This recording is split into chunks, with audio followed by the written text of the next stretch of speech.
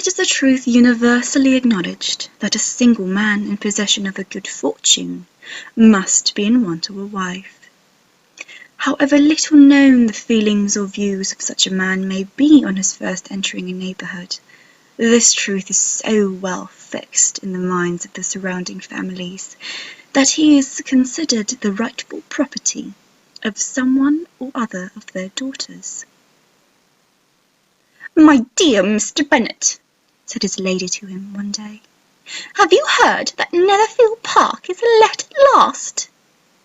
Mr. Bennet replied that he had not. "But it is," returned she, "for Mrs. Long has just been here, and she told me all about it." Mr. Bennet made no answer. "Do you not want to know who has taken it?" cried his wife impatiently.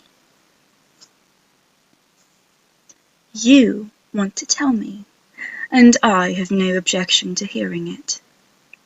This was invitation enough. "Why, my dear, you must know. Mrs. Long says that Netherfield is taken by a young man of large fortune from the north of England, that he came down on Monday in a chaise and four to see the place, and was so much delighted with it that he agreed with Mr. Morris immediately that he is to take possession before Michaelmas, and some of his servants are to be in the house by the end of next week." "What is his name?" "Bingley." "Is he married or single?" "Oh, single, my dear, to be sure. A single man of large fortune, 4,000 or 5,000 a year. What a fine thing for our girls!" "How so? How can it affect them?" "My dear Mr. Bennet," replied his wife, "how can you be so tiresome? You must know that I am thinking of his marrying one of them." "Is that his design in settling here?" "Design? Nonsense! How can you talk so? But it is very likely that he may fall in love with one of them, and therefore you must visit him as soon as he comes." "I see no occasion for that. You and the girls may go. Or you may send them by themselves, which perhaps will be still better, for as you are as handsome as any of them, Mr. Bingley may like you the best of the party." "My dear, you flatter me. I certainly have had my share of beauty, but I do not pretend to be anything extraordinary now. When a woman has 5 grown-up daughters, she ought to give over thinking of her own beauty. In such cases, a woman has not often much beauty to think of."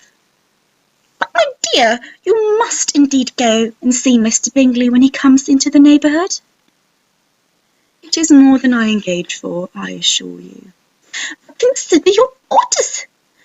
Only think what an establishment it would be for one of them. Sir William and Lady Lucas are determined to go, merely on that account, for in general, you know, they visit no newcomers. Indeed, you must go, for it will be impossible for us to visit him if you do not." "You are over-scrupulous, surely. I dare say Mr. Bingley will be very glad to see you, and I will send a few lines by you to assure him of my hearty consent to his marrying whichever he chooses of the girls, though I must throw in a good word for my little Lizzie." "I desire you will do no such thing. Lizzie is not a bit better than the others, and I am sure she's not half so handsome as Jane, nor half so good-humoured as Lydia, but you are always giving her the preference." "They have none of them much to recommend them," replied he. "They are all silly and ignorant like other girls, but Lizzie has something more of quickness than her sisters." "Mr. Bennet, how can you abuse your own children in such a way? You take delight in vexing me. You have no compassion for my poor nerves." "You mistake me, my dear. I have high respect for your nerves. They are my old friends. I have heard you mention them with consideration these last 25 years least." "Ah, you do not know what I suffer." "But I hope you will get over it, and live to see many young men of 4,000 a year come into the neighbourhood." "It will be no use. If 20 such should come, since you will not visit them? Depend upon it, my dear, that when there are 20, I will visit them all. Mr. Bennet was so odd a mixture of quick parts, sarcastic humour, reserve, and caprice, that the experience of 23 years had been insufficient to make his wife understand his character. Her mind was less difficult to develop. She was a woman of mean understanding, little information, and uncertain temper. When she was discontented, she fancied herself nervous. The business of her life was to get her daughters married. Its solace was visiting and news.